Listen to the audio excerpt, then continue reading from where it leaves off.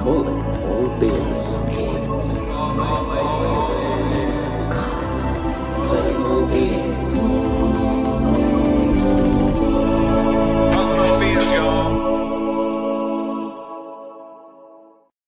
Oh yeah! Welcome back to Calling All Beings. I'm your host, DJ, here on a Tuesday night. And let me tell you something. We got no Dr. Jeff Kripal. We got no Money Man. But I'll tell you what we do have. We got a study of UAPs, the co-host of this joint, one of the original gangsters. And that is Debs. Good evening, Debs. Why'd you tell everyone about my gangsta lifestyle? Now the secret Man, is out. I'm sorry. I should have kept it on the DL. And you know what we found out last time, Deb, after our last show, is that we have a volleyball gangster up in here raking people in the grill and doing all kinds of craziness up at the net. And I'll tell you what, she's an academician herself. She's working on that PhD. And I'll tell you what, she's kind of a regular up in this joint, and that is Courtney Marchesani. Hi, Can I everybody. get it? Yeah, man. Back with the crew. And now back for a second appearance, not just for a question or two, not just to pump his show, All Things Unexplained, but that is my man from North Carolina who right now is visiting us from Roswell, who shows that he's in the game. He's just not playing with you people. He's spending his money to go out and do some investigation. And that is my man, the host of All Things Unexplained, aforementioned Dr. Tim Mounts. Thanks so much. So I'm really trying to up my UFO street cred. I am broadcasting live from Roswell, New Mexico right now. So shout out to Stellar Coffee Company, where I'm at right now, right in the heart of downtown Roswell, for hosting me. And also one more shout out to the International UFO Museum and Research Institute here in Roswell. They were really gracious and kind to me today. Let me do a lot of research, and I really appreciate them. So much, so good to be back. Thanks, everybody. And Tim, do you attribute that to your body fat content or the hairdo? Why do you think that they've been so welcoming? I attribute it to the ma'ams and sirs I were tossing around, like just like free, like yes ma'am, yes sir, like here's your free ma'am, here's your free sir. And it's just like, hey, whatever you want, it's yours. Let's do this. So it's not the veins in Tim's bicep, and it's not his cowboy boots, which I saw when I went and visited with him. They're awesome. But yeah, it's just his overall personality and Southern charm. Mississippi's own former educator and current, I guess, college administrator of some sort. It's top secret, though. We can't talk about it. Anyway. That's right. You know what? I have to comment about how Yes, ma'am. amazing that research area is in that museum, though. It is file after file after file. Like they're organized by who it comes from. It is amazing stuff. Very exciting. I'll give you a great example. So I wanted to know if they had anything on Art Campbell, because I picked up a great book called Finding the UFO Crash at San Augustine. And it's by one Art Campbell. And I need to know more about Art Campbell. And just a few button clicks, she's like, okay, let me go pull some files. And she brings back this file of 1970s and 80s UFO magazines with Art Campbell in them somewhere. So I thought that was pretty amazing. Good stuff, Tim. I'm glad they're treating you well. We're going to want to hear tomorrow after you go out in the field with unknown persons. But before we get into all that, you know what? Let me hand it over to Deb to throw some topics, and then we'll go to Courtney, and then we'll go to Tim. So go ahead, Deb, man. What's going down? What's on your mind? Okay, so the thing that's on my mind right now is that there's this kind of feeling of I don't want to say stagnation, but concern that but stagnation. yeah. Okay. So there's concern, and if you see, like, I'm not on social media as much as I was. I'm kind of taking a step back for a little bit, but I've noticed that most of the posts that are from the UFO community have turned into something else. They're on other topics right now. So I feel like until something else happens, like a lot of people are just kind of waiting, and I guess I'm one of them. So I don't know how everyone else feels about that, but I just wanted to throw that out there. The overall feel of the community has shifted a little bit. So Who wrote that song, Courtney? Waiting on the world to change. I don't know. I don't know. That's not coming to mind. Keep I mean, waiting, I remember the song. I remember how it goes, but I don't know waiting who on the world to change. changed. There you go, Tim. These from near Elvis Presley. All right, go ahead. All right, Was I'm it sorry. Elvis the singer? Was he the one that first sang it? No, it's a was much more recent song. It just so happens that Tim is from Mississippi, and who knows, maybe he's not far from Tupelo, where Elvis is from. But anyway, I digress. Please, waiting for something. Do you feel like this is a malaise, Courtney? What do you feel like the state of the of the as Nathan called it, the state of the onion is right now? Yeah, I feel that Deb has just got her finger on the pulse. She's picking up what everybody else is feeling, which is this anticlimactic thing since the hearing that we're all waiting for, the next hearing or the next big move to happen. And we're all being told there's this still water right under the undercurrent, but there's really big stuff happening. But I think back to when I started getting into this back in, 2015 and 16, and there wasn't really anything going on. So I'm like, this is actually pretty big stuff. So I know there's going to be more big stuff. And I keep thinking about how we always kept hearing something big's going to drop, something big's going to drop. And you always just felt like it was nothing. So I think that this time that we're in right now is actually pretty exciting. And I think there's more. I think there's more coming. I'm sure we're going to talk about it. I was disappointed to see Sean Kilpatrick's article in Scientific American because he's just Not scientific. He's just so negative, and he just negates the whole body of evidence that's been given. And so I am disappointed with that today. Yes, very crestfallen. Oh, I love that word. That is so ding, Courtney. When the best word of the show is crestfallen, I love it. I have to say, I have to throw out there that Love Jeremy Corbell did say that something with Grush is going to come that's bigger than the OPED. And I just feel like that's still a lot going on one person. I would like other people to come out, and that's one of the things I'm waiting for. But I want to hear other people's opinions, of course. OPED to me sounds like moped, but without the M. I'm sorry. I guess that's not worthy of commentary. Or I moped. thought that was pretty good. We moped. Don't need no Tesla to impress her. Deb, man, this is a stitch back to someone trying to teach you to say, was it Jeff teaching you to say Kade Pataman? So it was lovely. I'm sorry. All right. I'm going to try to get serious here and talk UFOs because I'm having too much fun and it's just uncalled for. So, yeah, I mean, so that we have so many, illusions in that Jeremy and George are always alluding to the next thing is going to happen. And, it's quite possible that it is. It's kind of like the phenomenon where it's not going to happen on a timeline that is necessarily acceptable to us.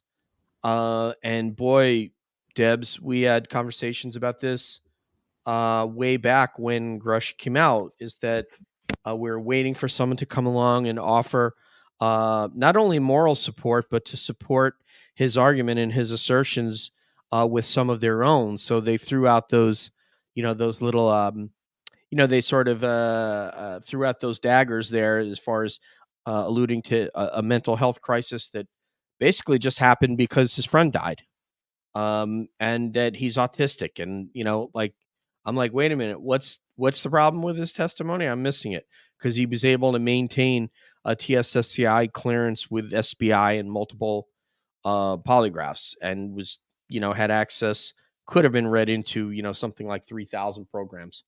So, so yeah, obviously they didn't think it was enough of an issue to read him out and send him on his way. But obviously it was enough to scare other people from wanting to do the same, because they know if you have something in your background.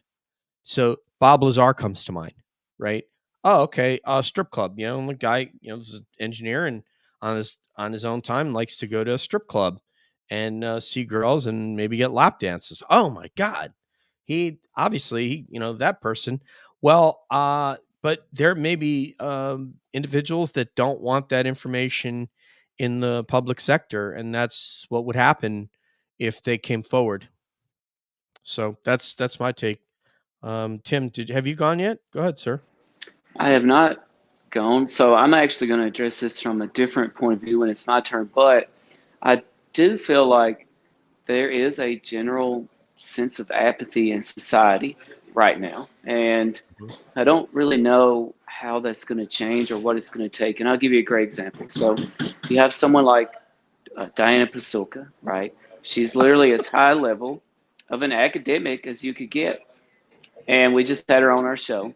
But as respected of as an academic as you can get, she literally says, hey, someone from the government took me and this other scientist from Stanford out in the desert of New Mexico, somewhere, maybe the plains of San Agustin, and we dug up parts from a UFO crash retrieval site.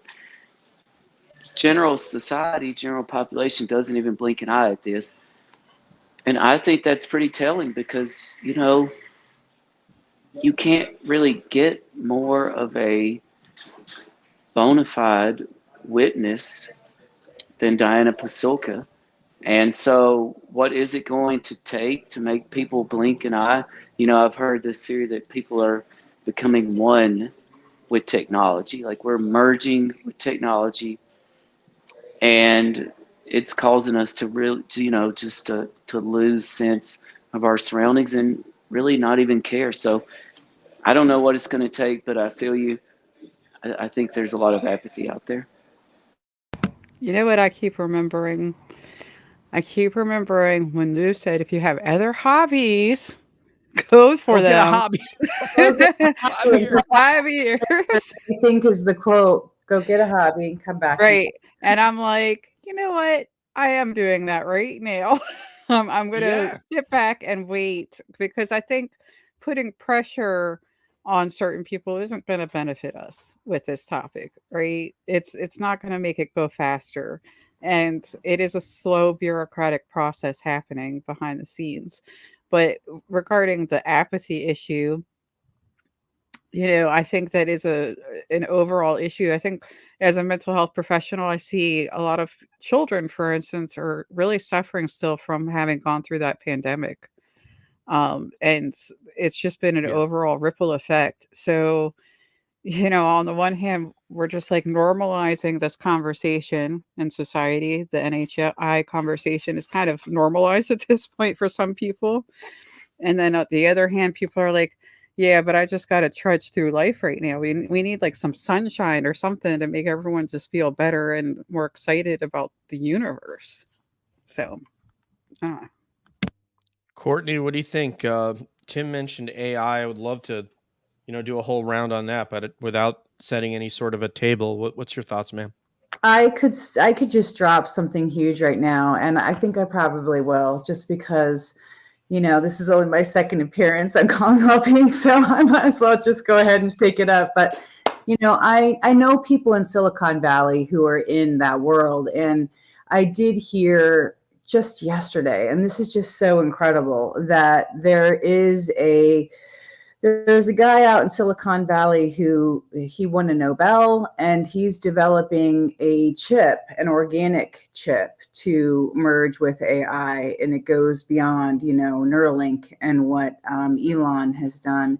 So I think that is a sobering. I think that is a sobering thing if true. I mean, they're getting the money behind it right now, and the interesting or novel part of it that I thought was important for research is that because these chips are, so going to be so scarce, right? Because of mining and getting them and the power that's required to use them for something like Neuralink. They're looking at other options like this organic type of chip. Now, I don't know how it works and I want to know more, but I know that it's going in that direction, and that the progenitor of the whole thing, his philosophy is, mankind 2.0. And so I think that my own opinion is like, I want to have personal sovereignty over my body and not be necessarily pushed into that whole world. But I know it's going that way. And that scares me. It actually scares the heck out of me. And I'm all for technology. But if that gets developed, I think it's going to bring a whole bunch of questions for humanity about AI and merging with it. That was going to be my next question. Was just that you already kind of answered it, but I'll probably dig a little bit. But let me say hello. Oh, okay. My wife's saying stop clapping. I need to sleep. Okay. I wanted to say hello to Lou. Lou, how's it going, brother? We haven't spoke to you in a long time, but I hope you and Jennifer and the kids are doing really well. So glad. Thank you for tuning in, as well as everybody else tuning in to Cab. William from Scotland, what's up, brother?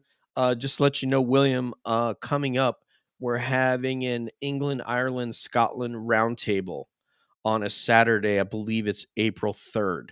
So tune in for that. I think you know who will be representing Scotland, Andy McGrillen, but we're also going to have Rob Sheridan from Ireland, and we're going to have a panoply of British brothers and sisters. So, but Courtney, yeah, I did study that, like my final year when I graduated with my bachelor's, which was not all that long ago. I put AI as one of the things I wanted to study. And I went to a lot of thought leaders, from Elon to Jan Tallinn, who developed Skype.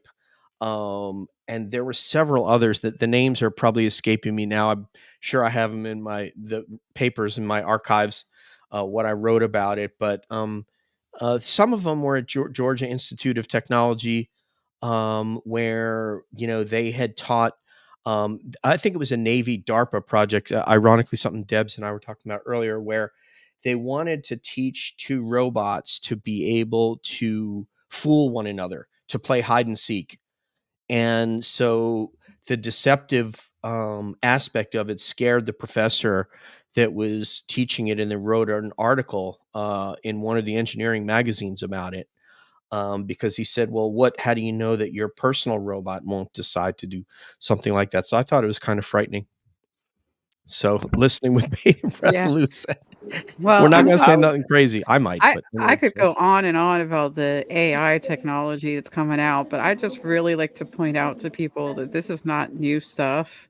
DARPA worked on it at least 6 years ago. Back in the day, they didn't use the small devices like they're doing now, which, by the way, was kind of a copy from a competitor for Neuralink. Just got to throw that out there. They used an attachment, right? And that's how they used the brain computer interface. So the thing like putting chips inside our body and all that, that's not new technology. And if anyone researches it for just a few minutes, they're going to find out it's older than they think. And that means that it's further along than we think. Hey, So. Deb, I would like to ask you, and then I'm going to go to Tim on this. I know this isn't UFO centric, so forgive me, everybody. We'll try to dial it back into UFOs. And there is, because Dr. Kreipel, who was going to be our guest tonight, actually did speak about that. And he's going to be on with us, by the way, April 8th. So Monday, April 8th, Dr. Kreipel will join us, but he's in Texas, in Dallas this weekend. Or this week. So, Deb, is there something about AI that you fear? What are your personal feelings about the possibilities of a developed sort of strong AI or AGI? Well, personally, I don't fear it. I find it fascinating. I love to explore what's going on. Like robots is one of those hobbies I was talking about when I said, looking at other hobbies. Believe it or not, I have a whole closet full of robots. So I would like to see improvements and development. I made a chat bot back in the day, so I understand what's going on with the large language models. But what's happening is they're evolving it to something else. In fact, the most recent one was the one that can create videos. And it basically, you give it some text commands and it creates actual videos. The thing is, though, and I'll just throw out, I don't want to like give away too much about some of this research just yet, but I'll just throw out, if you combine what they're doing with AI, with a whole bunch of companies together, and then combine what they're doing with something where they're trying to replicate the human brain with computers, and you put those two together, you're going to see something that thinks a lot faster than us, has a lot more information than us. And if they do improve, they've talked about improving the energy power source for these things, right? It's going to be like a human with a bajillion memories. Okay, so if that could scare some people, I won't lie, that might be scary. The only thing that really does scare me about it, though, is the fact that they want to weaponize it. They always want to weaponize these things, and they already have autonomous drones. They're already working on swarms of drones that work together that are AI. So that's the scary part. I'm not appreciating that. I appreciate us not wanting to lose service people. I get it, but it's just kind of scary because that could go wrong. It could go very wrong, very Skynet. So So you said you don't fear it, Debs, but to be fair, the list of things that scare you we have so far are ghosts in restaurant bathrooms, and I can't think of anything else. weaponized drones. So you're and not swarms. really the right person to ask this. Let me go to somebody who may have a real fear, who shares in the fears of Courtney and I, someone we can commiserate here with, in Dr. Tim Mounts. Well, Dr. Mounts. hi. So I do fear what Courtney was talking about. I think it's really disturbing. I'll give you a little teaser into some things that CJ and I have been looking into. Some people believe that, Diana Pasulka has said that, these crashes are perhaps gifts or donations. Okay. Well, the implication here is, all right, they gave us technology. What did we give them? And did we give them the green light for abductions? And if you look into the abduction phenomenon and biotechnology, we literally have advanced biotechnology that was first derived from space with no other explanation. Okay, there's some disturbing trends here. And I was reminded that indeed these implants have been around a lot longer than we've known about. As I was touring the UFO Research Museum today, sure enough, how long have people been getting abducted and coming back and telling stories of implants in their bodies?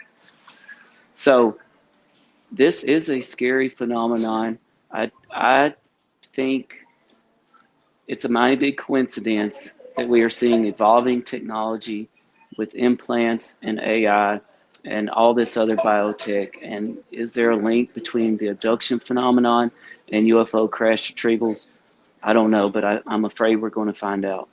can I throw out You know, something? one thing I know about my friend Tim is he hates conspiracy theories.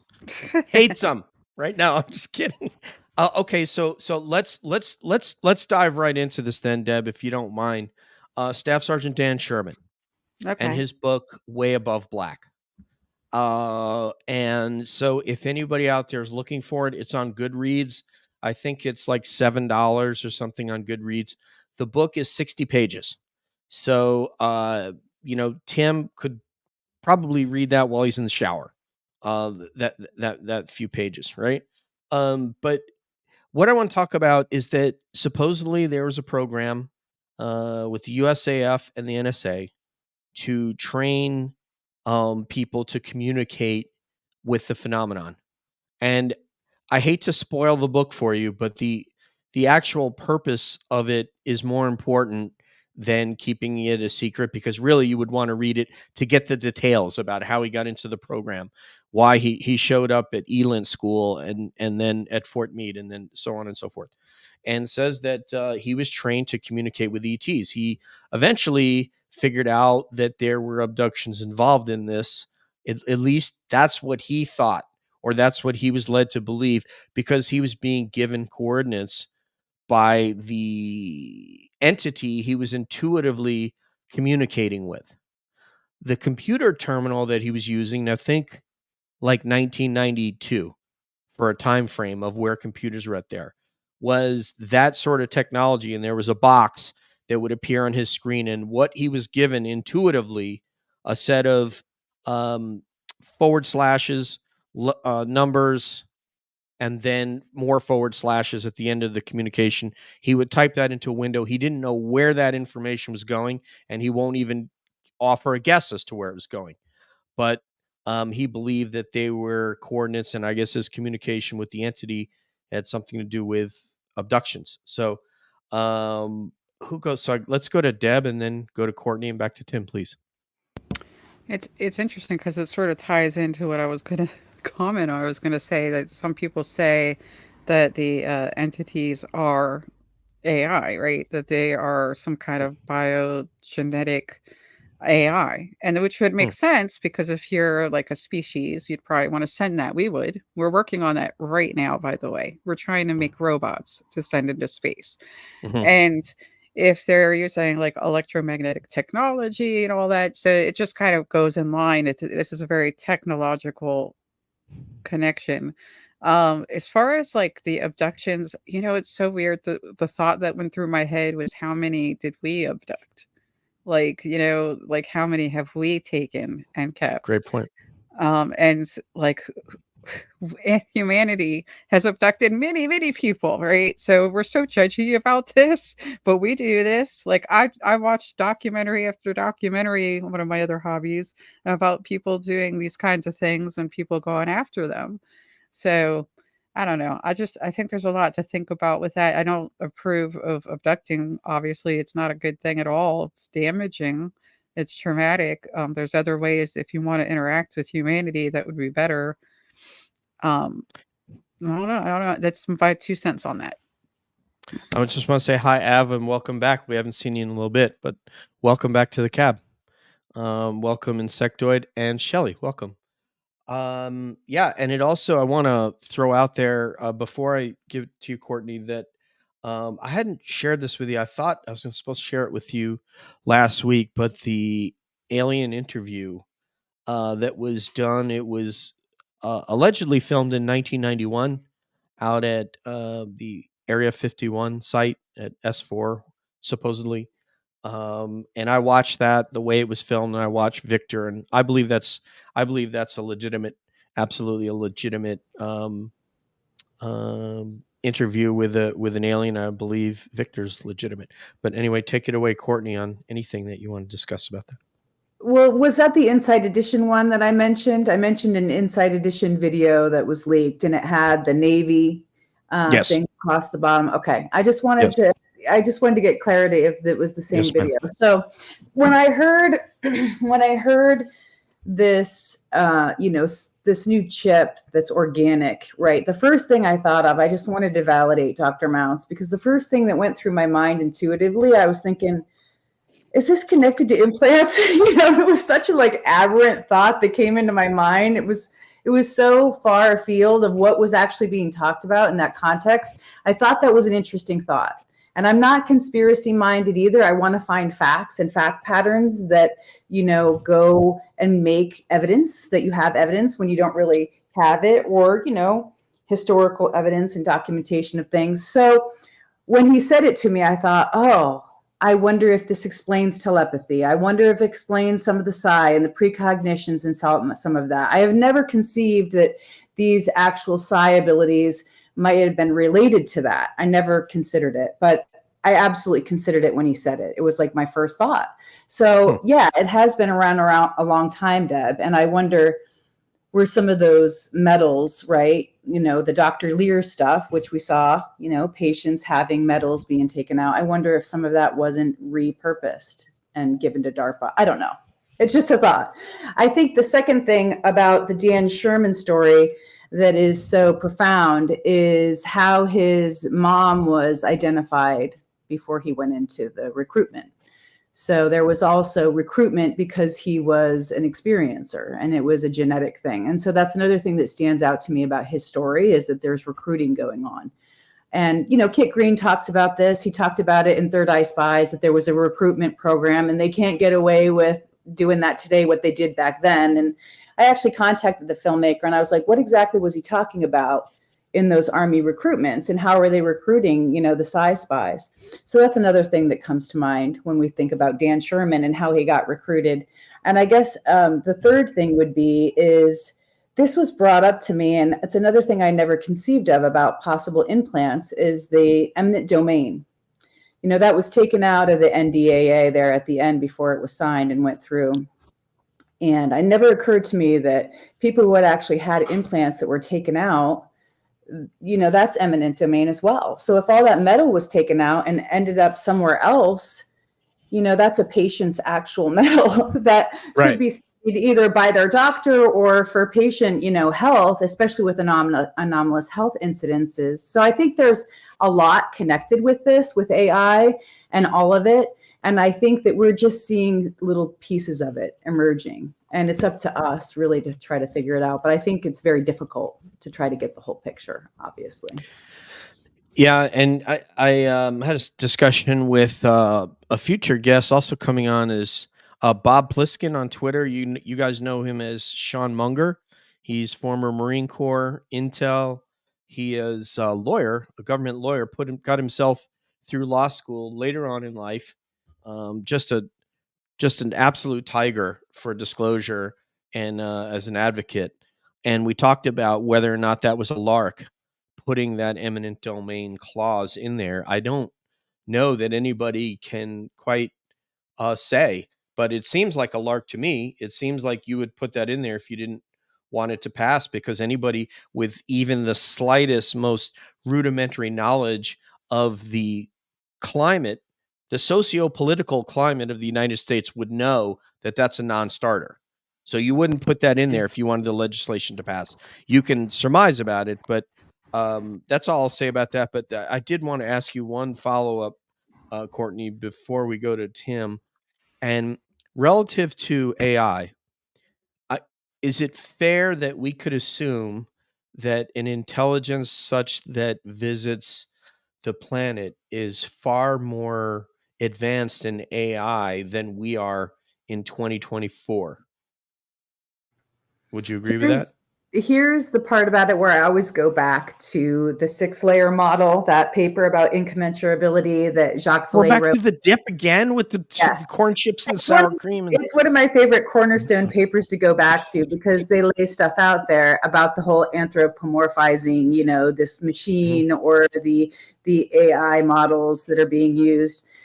I think that we make that leap. That it's advanced. We make that jump that it's advanced. I think you have to go back to the military witnesses. That's always what I do, is they're saying it's advanced. Now, there's this whole new thing coming out that the Tic Tac at the Nimitz was our tech, right? I mean, did you guys?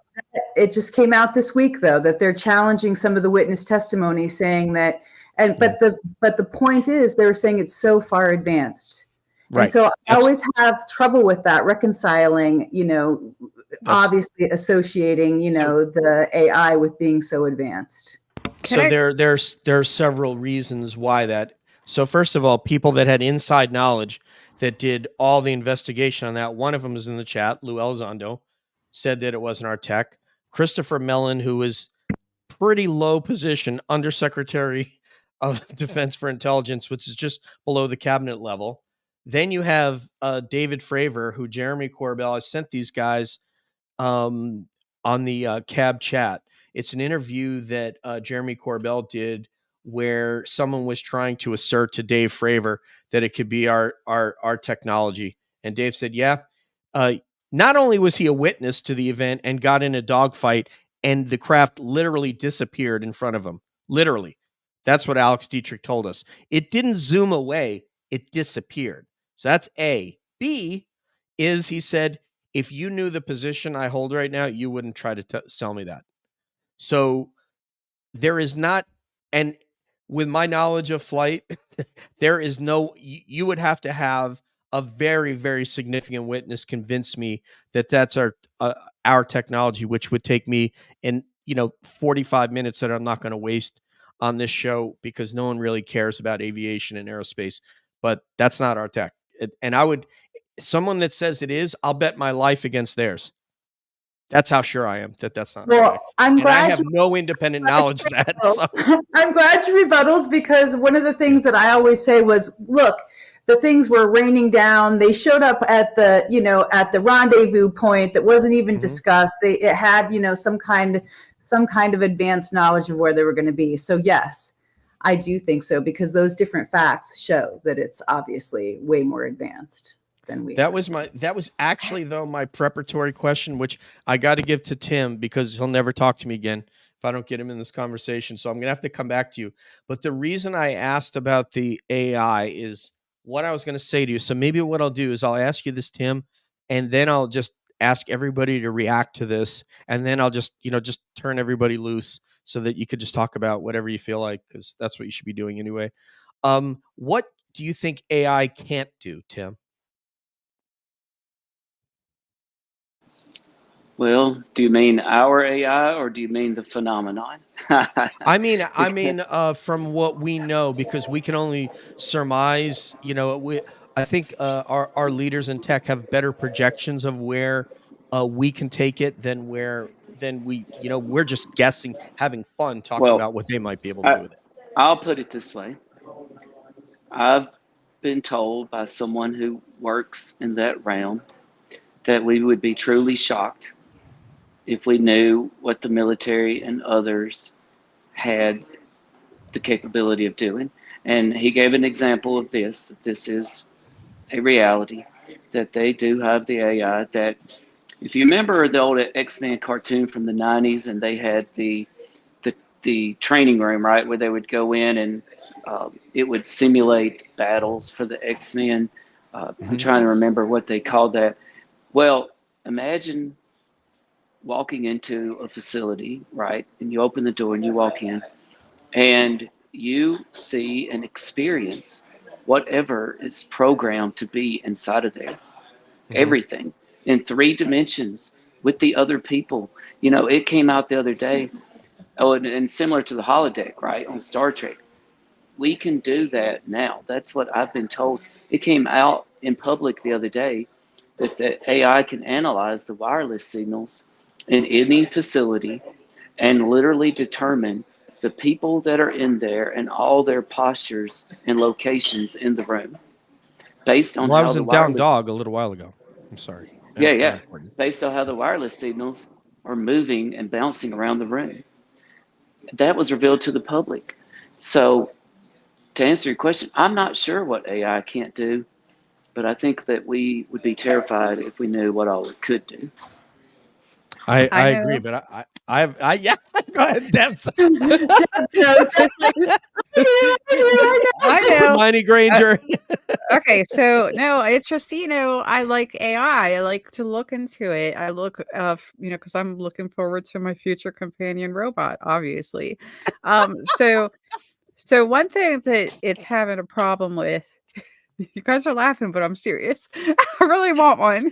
Yeah, we Anywho, love you. I mean, come on. yeah. So one thing it's really having a problem with is learning, and that's why I was mentioning those neuromorphic computers. So they want it to learn on its own, and it's not quite there yet. Like there is a robot that's been in service for years, and a lot of these projects are by private robot companies, of course, and others are by universities. That's really important to pay attention to, by the way, universities. But anywho, so they're trying to teach this robot to learn things on its own. And that is like so simple for us as humans because we just teach our young and they learn and they continue.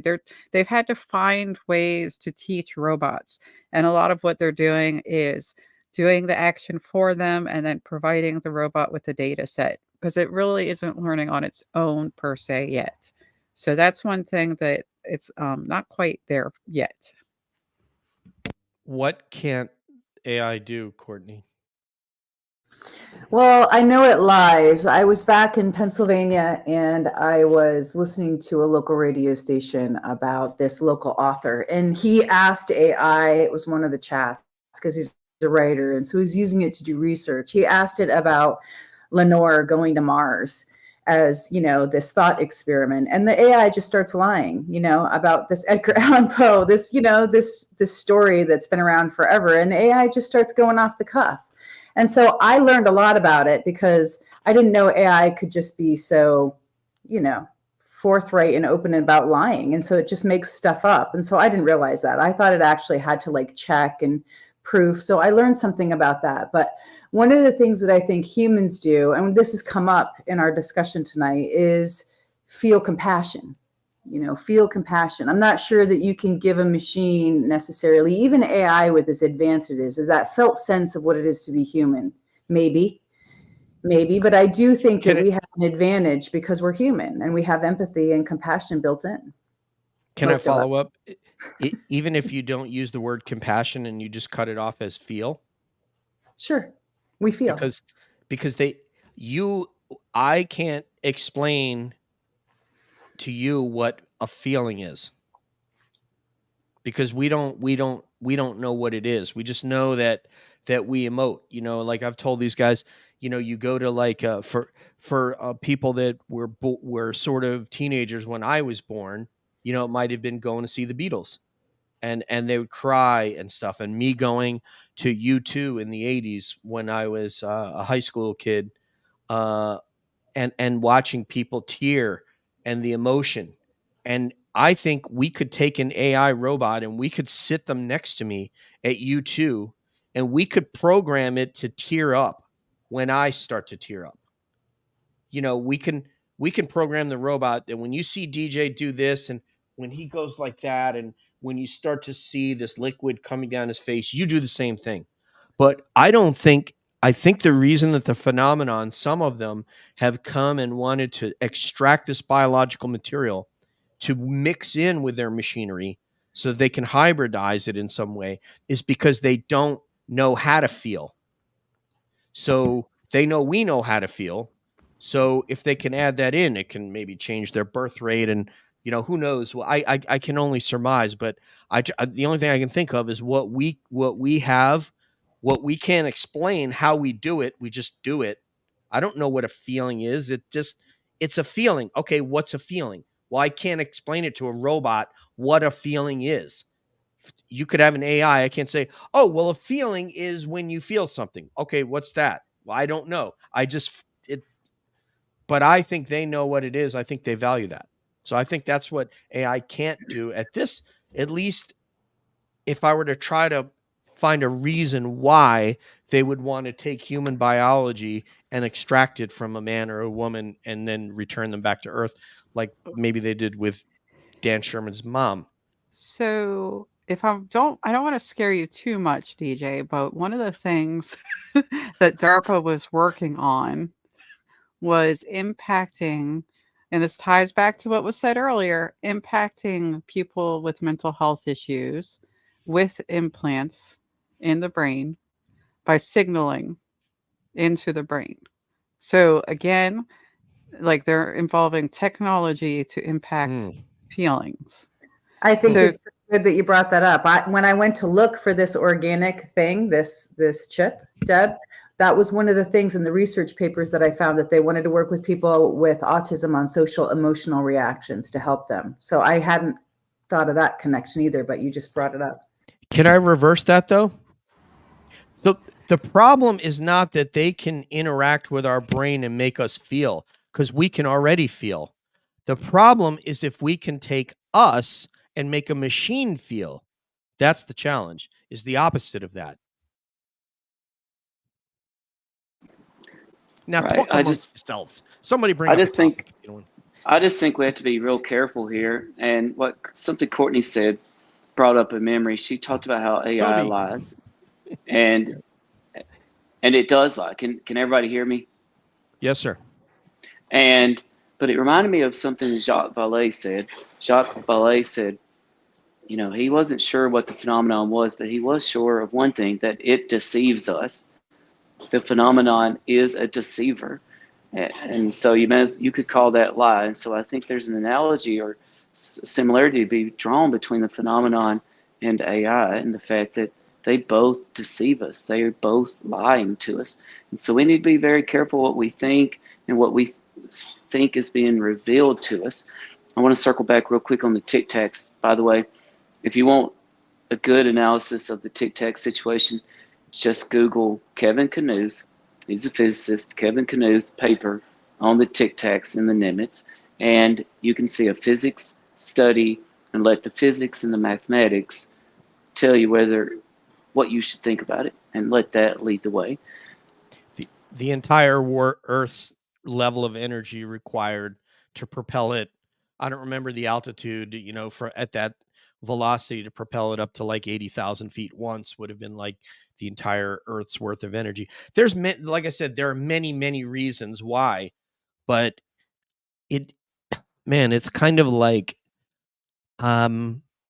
it's very difficult for people to understand that, because if you don't understand flight and what is involved in flight, then you can see something and say, oh, sure, we could do that, because you don't understand what conventional flight, what it takes to make an airplane or a helicopter hover, is an incredibly energy consumptive process for any rotary wing aircraft, which is what the FAA defines as a helicopter, is a rotary wing, because what you're seeing are not fan blades like that are in your fan at your house. They're actually shaped like wings that create their own lift, irrespective of the fact that you have a collective that will then pitch those blades.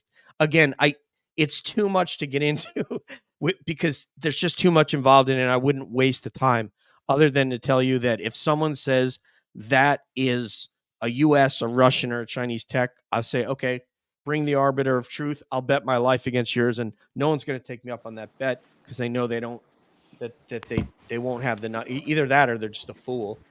So anyway, let's go with topics that you guys want to talk about. Tim, you've got something. You're either scolding one of your children. Go ahead. Oh, Debs. Go on now. Get out of here. Yeah. No kids with me in Roswell, but I wanted to circle back on Deb's topic earlier, and I was going to take it from a different point of view. So there's some current news, breaking news today, that this was from FOIA. Okay, so the Air Force just released via FOIA some more information on this Air Force encounter over the Gulf of Mexico, and there were 4 UAPs involved. One of them was similar in shape and size to an Apollo craft. It was illuminated at the bottom. It was moving incredibly fast. It jammed our systems. One of the pilots managed to get a screenshot of this object. This is the encounter, by the way, that Matt Gaetz was talking about at one time. The other objects were not able to get a lock on them, but they also seem to be jamming our systems. So this is breaking today, and you can go to Black Vault and check out more of this.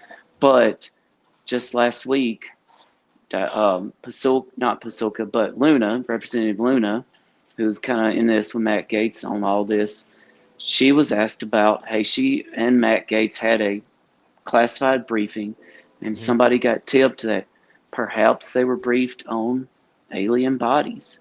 So I want to know what y'all think, because I actually think that it feels like we're on the precipice of something really major being unveiled. Okay, Hera, my cat is here. Hera, come on down, buddy. Okay. I hear a couple different things going on with the bodies. Okay, so there's a lot of information to mull over. It's one of the least likely to get hard evidence on, which makes sense, because that would be the thing that most people would be most secretive or cautious about, right? Revealing actual bodies. Like they just have this assumption that maybe we're not ready, and that's unfair, because obviously we've survived along hominids before, other ones. So a few things. One is obviously Grush has mentioned biological material, right? So maybe something related to that was shown. But Jeremy Corbell says that story about Luna is being misconstrued. And that is not exactly what happened, but there might be a grain of truth to the rumors. So I just wanted to throw that in there also for people to think about. So we don't know exactly what they saw, but I do think I have to mention I keep going back to that Skinny Bob series on YouTube and wondering what is the story with that? Like, why do we have those videos on YouTube with a person who's never, like, no one's ever come forward and said they made that? And it just so happened to have been put out around the time ALSAP was around. Hmm. No one's mentioned the connection between the timing with ALSAP and those videos. So I don't know, man. There's a lot to think about. I'm sorry, my cat Hera is she's very demanding, and when she wants to be in front of the camera. So anyway, I just want to say how annoying it is. I can't tell you. I did a whole bunch of my flying time was at that base right next to Eglin. So we shot approaches to the same areas and used the same training areas over the Gulf, and I never saw a damn thing. So I'm so pissed that those guys saw it and I didn't. I was at Herbert Field, which is about 5 miles from Eglin. But like I said, we both use all those same training areas, same Or training you range. did see something, but you just can't tell Oh, us. no, I mean, back then I wouldn't have said anything, obviously, because you just didn't do that at, in that time you would have gotten sent to the flight dock and probably grounded. So you wouldn't be talking UFOs in the cockpit.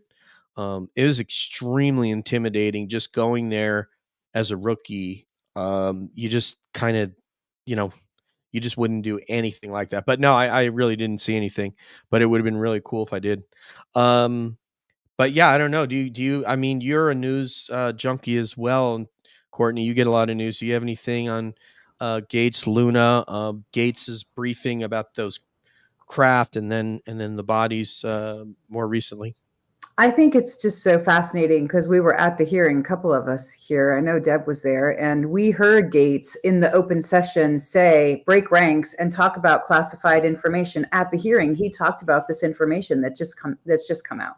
So I think that's amazing that it's actually out now and we can look at the documents, because at the time he said, now tell me if I'm incorrect, but I remember him saying that they showed up at the entrance to the base, that they appeared. And so it sounds similar to me to what some of the other pilots testified to, that sometimes these anomalous objects show up around bases, or they show up where we're doing training runs. And so I think that's a pattern, obviously, that is intelligent. Once again, like we talked about the radar being jammed last time, it shows that there is some intelligence behind this, which to me is also a piece of proof. And so I think the interesting thing is that you're seeing the introduction, especially with Luna and Gates now, again, with these bodies potentially, and seeing a video.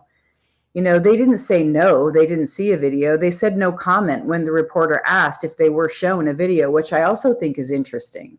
And how do you interpret that, as people who are following the news? If they would have not, they would have said, no, that's patently ridiculous. So I think it leaves the door open. And I also think that it's interesting that we're talking about bodies, because when we saw the controversy around the Santilli video so long ago, that was hotly debated and disputed, even by people like Kit Green, who came out on, I think it was Above Top Secret at the time, and he even came out and weighed in on it at the time. So here we're seeing this all kind of repackaged, repurposed, and coming out again, but it's actually in Congress. It's at a higher level. So when you hear people like Lou Elizondo, which today he came on, speaking of news, and said, hey, things are coming, be aware, be tapped in. I think that this is all showing us how it's taken shape. So that's my opinion about it. Man, what a great stitch back to the beginning of the show. I just want to say hello to a couple people. We have Timothy Mans? Goatee, how are you? Shelly, you got some interesting stuff. You're going to have to tell us about this one. The object let us get so close before it shot up without turning and at an angle and went into a tunnel. So you have to we'd love to hear more about that. So please DM somebody on the show, either Debs or Courtney or Tim or myself, so that we can hear about this, and maybe we'll get you on here to talk about it. But yeah, welcome everyone. Timothy Mann, election reform or perish. All right. Everybody, we appreciate you guys being here. We only have about 5 minutes left, so let's just sort of anything that you guys want to discuss, Yeah. go around. Tim, do you want to have a parting shot or something? Yeah, I've got a parting shot. I was really hoping to catch Dr. Kreipel tonight. I'm sad he couldn't be on. But one thing I wanted to talk about, and y'all were talking about this earlier, this notion of feelings, but I'm going to go beyond feelings, right? Like it's obvious that humans have something different about us. And going back into biblical days, and for most of humankind, we've called this the soul, right? But Mm-hmm. the problem is, along with the soul comes some darker parts, right? Like if we do indeed have a soul, and going back to biblical times, go all the way back to the Ark of the Covenant, and we're dealing with other technology and certain people who could communicate with the phenomenon. And we have this notion of heaven and hell.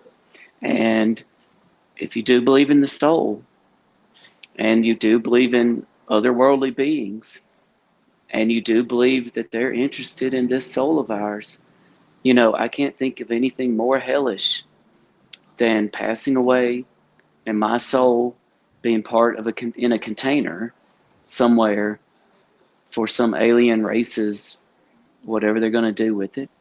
And so that's not a very happy passing thought, but it is what it is. The only thing I'm worried about, is if you and I get together in the afterlife, Tim, and me at my best, you at your best, and we play one-on-one in basketball, I know that I'm still going to get smoked, even if I'm at the best DJ I've ever been in basketball. And that's kind of concerning, because it's kind of it'll kind of be like a repeating death if we play over and over. No, So it's not concerning. I tell you why, because I never was into this. Everybody gets a trophy society that we're in now. Mhm. So it's good to know you're not good at something, because that enables you to pursue things you are good at, like UFO research. So, I think it's good that you don't think you're good at basketball. I'll give you a great example of this. My best friends, they were in the Gong Show. We used to have the Gong Show back in the day in high school, right? It's kind of like the old school talent show. And they decided they're going to do a band. They're going to sing "Who Put the Bump in the Bump Shabump Bump." And they got on stage. They started doing this, and everybody, I mean, the whole school, K through 12, son, they're throwing stuff at the stage. They're booing. They were so humiliated. They rushed off stage, hid for like a week. But at least they didn't think they were good at singing, and so they all pursued things they were good at. one of them turned into a NASA engineer, right? No, yeah, I think I have enough things that I'm not good at that I I already have enough humility. But Deb's parting shot. Yeah, I really have to mention USOs. And the reason I Okay. have to mention it is because we keep talking about examples of advanced technology. And I do not think people understand how much pressure there is in the depths of the ocean, that it really crumples most of the technology that we've tried to put down there. And we've heard some horrific examples of that in recent months that I Yeah. won't get into, right? So Yes. if there's something that is capable of shooting out of the water, going up, disappearing, going into space, coming back, and going into the water again, that is definitely well advanced beyond what we can do. Like, people don't understand, space is a lot less pressure. Yeah. Just to throw it out there, Darcy Beer has a new USO documentary, and I plan on watching it soon. And when's he coming on, Debs? Oh, you're gonna April make me 3rd? go. Yeah, you're gonna make me go look at the calendar. No, April 3rd. I was hoping you were gonna promo it. April 3rd. Yeah, and I'm happy that he's gonna come talk to us about that. And by the way, apparently Science Bob saw a USO. Just throwing that out there too. Dude, Science Bob, man. That brother's had paranormal. Yeah, I think the only thing he hasn't had is Bigfoot, but other than that, he's seen everything. So yeah, Darcy, we got a link. He said that to get with his promo, ad agency. I'm trying to think of public relations or whatever. They'll give us the link so we can watch it in advance of him coming on. Courtney, a parting shot, my friend. Yeah, well, I was getting prepared. I was going back and refamiliarizing myself with some of Dr. Kreipel's work. You know, I saw him and met him for the first time down in Houston at the Archives of the Impossible, which was just an incredible conference. You know, everybody was there, all the thought leaders. And so I was reading his book, The Flip again, rereading it. And I picked up something that he starts talking about really early on called cosmic mindedness, this bigger cosmic mind that's intelligent that we have access to, right, through our spirit or through our own mind or however. And it stood out to me because I was thinking about that, like consciousness and this whole AI debate that we're having. And so, what makes us human, I think, I'm just going to go into some of my own research for my PhD, which is on near-death experiences. And so one of the things that I think when you're looking at these patterns about the soul and these frightening things that come up, like we've heard about, where these ET, one theory is that they're taking our souls and putting them in these containers and somehow controlling our spirit. I look to the near-death research because most of these people who go and pass over to the other side and have clinical death, it's very similar. They either see a guardian or a deity or a god or feel this huge expansiveness or even an ancestor when they come back into this physical reality. And so I always think to myself, well, while that also might be true, we have this body of research from these individuals who have gone on to the other side and have sovereignty over their own spirit, and even whether they want to come back here. So that's one counterpoint that I use against the ship with the bodies, or the souls in the container. The mason jars. We're more than just a meat suit. So that's my parting shot. And I do think we have the ability to connect to this cosmic mindedness. And if AI does have a purpose, maybe that will help us in that way. Be a bridge through breakthrough science. That would be pretty cool. That would be an advantage. Isn't the fact that we even reach out to the cosmos and try to understand these things and try to go into space an example of how special humans are and something that might attract the attention of other intelligences? Yeah, just throwing that out there. Most certainly. And it also may have been the Trinity, explosions in New Mexico. And what year was that? Was that like 43? I can't remember now. But yeah, no, there's a lot of reasons. I know, like the Neil deGrasse Tyson thing, I won't even address because, I don't need to address like that kind of small-minded idiocy. I don't care, how many degrees he has. It's not the thing. And in fact, tonight, we were going to have a PhD, but we got 1.5 PhDs in its place. So right now, I think we're up by half a PhD. So, but Dr. Kreipel, we love you. You were so very, very kind last time that you were on, especially with Matt's story that he was telling. And we really look forward to you coming here shortly. So Shelley Montgomery here. And if you could read this one, Courtney.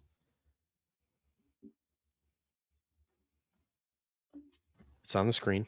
Okay, I thought it was a private chat. I'm oriented times 3. I want to tell you something else I found interesting. Okay, well, let's share. Let's share about it.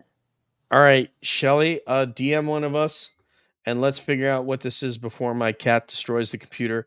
Hera, my cat, the Black Panther that I call her, is now behind the computer. Her face is right next to the screen, and it's only going to be a moment before she does something to upset the entire show. For my parting shot, I just want to say thank you to everybody. Money Nathan, we missed you tonight. Lou certainly brought a lot of eyeballs to the show tonight. Probably hit a record for us, and that's including Lou's first appearance and Jim Semivan's appearance. But let's see, what do we got next? What do we got next up, Debs? Is it Terry Wendell? Do we have Bigfoot next? I'm pulling up the calendar. It's happening right now. Yeah. I just want to say, DJ, you're very brave to sit with someone named Hera. Yeah. She's just violent. She's got a violent reputation. I mean, she is an absolute monster. pictured She is a Calypso monster. Island. I mean, you know, you've got to be fierce to sit in her company. Yeah, she is extremely, extremely demanding of in my 5-pet family. She's quite unique. But anyway, now don't eat the screen. March But Hera, 13th. what's that? The 13th? Yeah, Okay, March right. 13th. Arlo Okay. Williams and Terry Weindell. Yeah. So before we get into that, I appreciate everybody stopping by. If you would take the time, we are not monetized. If you would just give us a like, or give us a subscribe on YouTube or Twitter, we would greatly appreciate that. So Tim right here is the host of All Things Unexplained. They have a great show along with fellow former educators. Actually, Smitty is still an educator in Mississippi, and CJ is a former educator and mom. And Tim, who has a mohawk and needs hair gel. So there's that, and has a very low body fat percentage. Courtney and Debs have anomalous debates. We're hoping that some of you guys are going to be. Oh, now she's reaching out for the printer, so she's going to see if maybe she can knock the printer off. But Courtney and Debs have the show called Anomalous Debates. They are waiting for people who have argued but want to settle down into a Lincoln Douglas format debate. They haven't told me if they're going to let me give them a judge or not for the debate. I submitted a Tim, proposal for that, by the way. I forgot. Yeah, Tim has stepped up to the plate. I forgot. Yes, Awesome. I will tell you about that, Courtney. I will tell you. Don't worry. All right. So we will be back. Our next show is going to be Bigfoot related. We're having on a prolific habituator from Oklahoma, Arla Williams, and her friend from Terry Wendell from Rock Hill Bigfoot in Rock Hill, South Carolina. And Terry has been out to Arla's property. We actually, know them separately, but Arla is quite legendary for people who have had experiences on her property over the course of many years. So that'll be coming up next. So thank you, everybody. I appreciate you guys coming in and hanging out while Dr. Kreipel couldn't be here. Nathan, one love. And to all you guys out there, Julie, thank you so much. Yeah, I'm babbling. No, that's me. But yeah, I know Hera is just going to she wants to destroy something. Julie, thank you very much for getting out of the car and coming in to do this. We love and appreciate you. And we'll see you soon. So for Tim, for Debs, for Courtney, this is DJ saying peace out. One love. We'll see you down the road. And as always, we're wondering what's up around the bend.